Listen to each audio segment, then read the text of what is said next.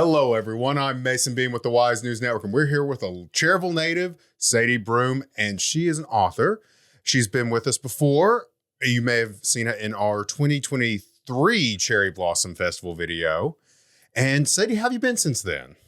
Oh, I've been great. Still working, loving living in Cherryville. I'm serving out a life sentence. I've been here all my life, and I really like to support the local community. And the local community has been very supportive of me in my writing endeavors. Now, I know you can pick up this book at Victoria Coles. Or can you pick up your new book there as well if you're a Cherryville local? Or Yes, Sick and Twisted in Savannah and the new one, Mischief in Macon. They are both available at Carpenter's Gifts and Victoria Cole right here in Cherryville, as well as on Amazon. Okay, and for everyone in the audience, they make a wonderful Mother's Day present. That's how I got my hands on this copy. Okay, but to start out, I know that you're with the same publisher for both books. Mm-hmm. So was it a challenge to find a publisher or?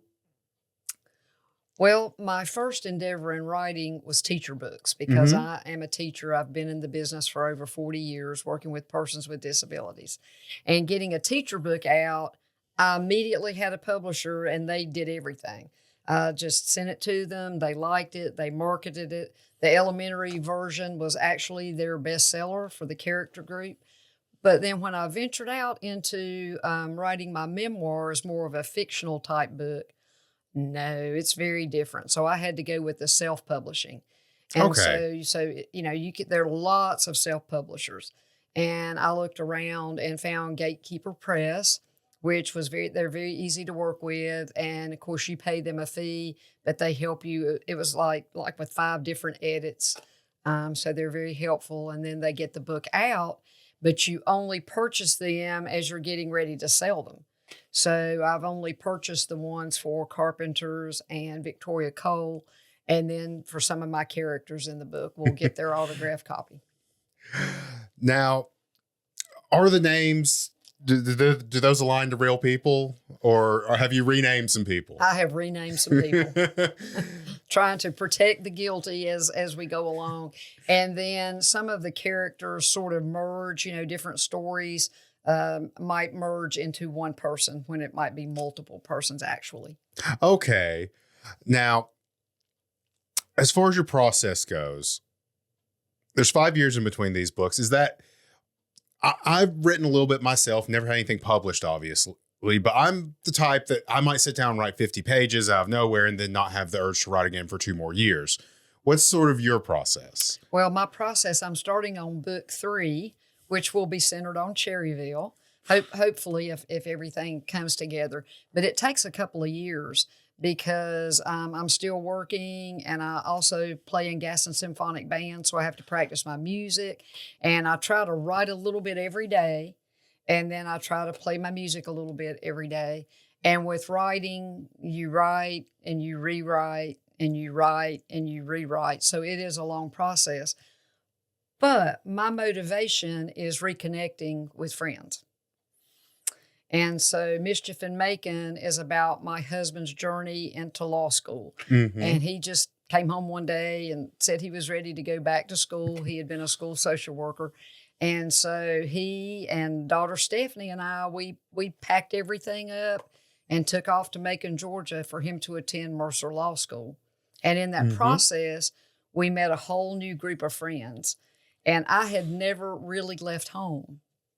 And I went to Gardner Webb University, and I went to Winthrop, and I went to UNC Charlotte. So I never really left home.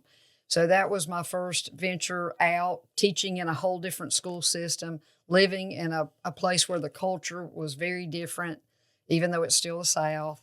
And the friends that we met, we had some mischievous sort of adventures and a lot of fun.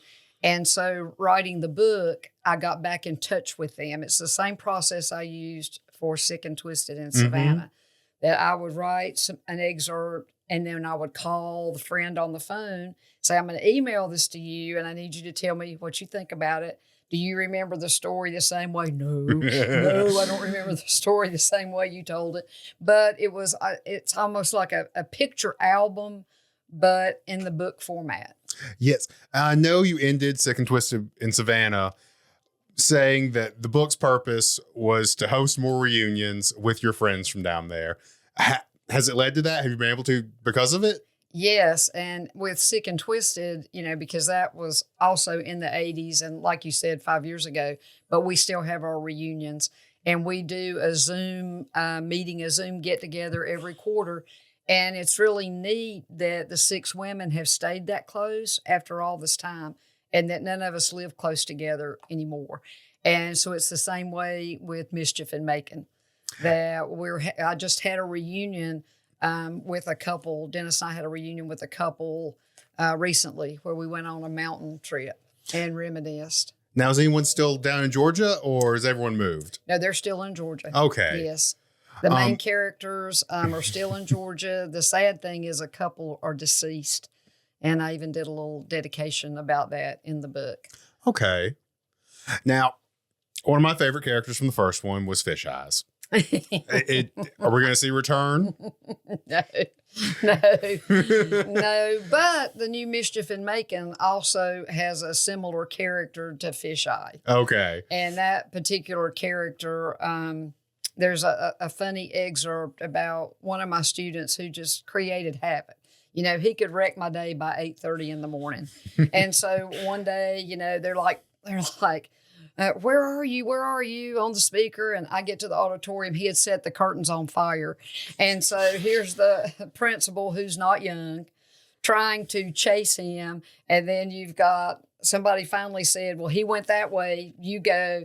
And really the principal fell. And I thought he might have a heart attack or something, but he was okay. And my little student, he had a little bit of a suspension at home for his mischief. Mm-hmm. Now, is the new book dealing with the same time period, or is it further forward, or? It's still in the 80s, and it's really what happened prior to Sick and Twisted. Okay. Because my husband went to law school, and then when he graduated, he was going to have to pass the North Carolina bar exam to be an attorney here. So we moved to Savannah for the 2 years for him to work as an attorney there, but study for the bar. Okay. Let's see. And then Cherryville will even go further backwards. Yes. I did enjoy some of the bits about Cherryville because I'm too young to have known what it was like back in the days. I've heard plenty of stories from my dad, and everything seems to line up pretty well. Now, did you remember the part about the lithium mine? I think that's kind of today. Yes, I did. And so we had the lithium mine then, back in the 70s. It was out near Tryon Elementary School. Mm-hmm. And that was a hangout. I mean, go figure that you go hang out at the lithium mine. Looks like it could happen again, maybe in the future. Might be able to. Now, with the stories about you teaching, I'm a nerd myself. I know in the middle of this book, you had a title called Dungeons and Dragons. That I was gleeful to see that. That was amazing because I am such a nerd. Yay. Were there lots of programs like that whenever you were teaching where you were implementing games and creative nature stuff to help the students? Absolutely, because my students all had challenging behavior. That was the reason that they were in my classes. Yes. So they were your students that would typically be suspended or that had mental health issues or had experienced trauma in their childhood. And so they're kind of like segregated and isolated in this special class where they have a reputation. And so my idea was to change that reputation and make it positive. And so we did things like the games, the Dungeons and Dragons was a way to bring them together. Anybody who's ever played Dungeons and Dragons, you're an individual character and you get with other characters and you try to solve a mission and get all the gold or whatever the case might be. But in this case, the students formed a group. They didn't get to act as individual characters. And that forced them to work together and to get along and to make common decisions. And it worked really well. And in fact, we won a principal's award. Mm-hmm. And I got to take that little group of students to a principal's meeting where you had all the principals from the district. And on the way, one of the students got really nervous because, believe it or not, they lived there, but they had never been out like that to do an adventure, and he became very afraid and threw his script out the window. But it ended up being a successful endeavor. But probably my favorite Macon adventure with the kids was the magic show. Mm-hmm. And it's the same concept that you teach the students magic tricks and they practice them, and you get enough to have a magic show. So the different teachers in the school building sign up and they want the magic show. The magic kids come in, and we did a program that was Aladdin, and we had the music and magic tricks to go along with that. And the students did a great job. So then in the school, the elementary school, it was, well, there go the magic kids instead of there go the crazy kids, as they might say. So it really was a self-esteem booster. And we got to perform in Central City Park in Macon in a big special arts festival. Mm-hmm. And there again, it's always that day of, even my assistant, who was fantastic, but got extremely nervous and was like, I just don't know if I can do this. And then one of the kids was like, I think we're the magic chickens instead of magic kids. And he had the most difficult magic trick to perform, so I was a little nervous. He had to do, his trick involved a lot of talking, but they did great. And we got a special framed picture for our performance. Now, are you going to talk any more about your students? Well, like you said a little while ago, this is before, it's more of a prelogue or prologue. Or a prequel. Prequel. Yeah, there we go. So is that before you were at the school, or? Well, this was during my teaching experience in Macon. So, okay. So while Dennis was going over to law school at Mercer University, I was teaching over at an inner city school. Mm-hmm. And that's part of the culture shock, because when I first had my interview with that principal, the same one that failed, chasing my student, but I had my interview and I said, well, could I bring my daughter to school here with me? And he said, well, you'd be the first. And I didn't know what that meant. I didn't know it was an all minority school. So everybody there was black, except for me and the PE teacher, and he wasn't there every day. And I always, in Cherryville, was very popular. We integrated early. We got along. We were friends. And I just didn't know in the 80s that you could have 100% minority school. I just didn't know that existed. And then I faced the same thing with the staff. And I would go into the teacher's lounge and everybody would stop talking.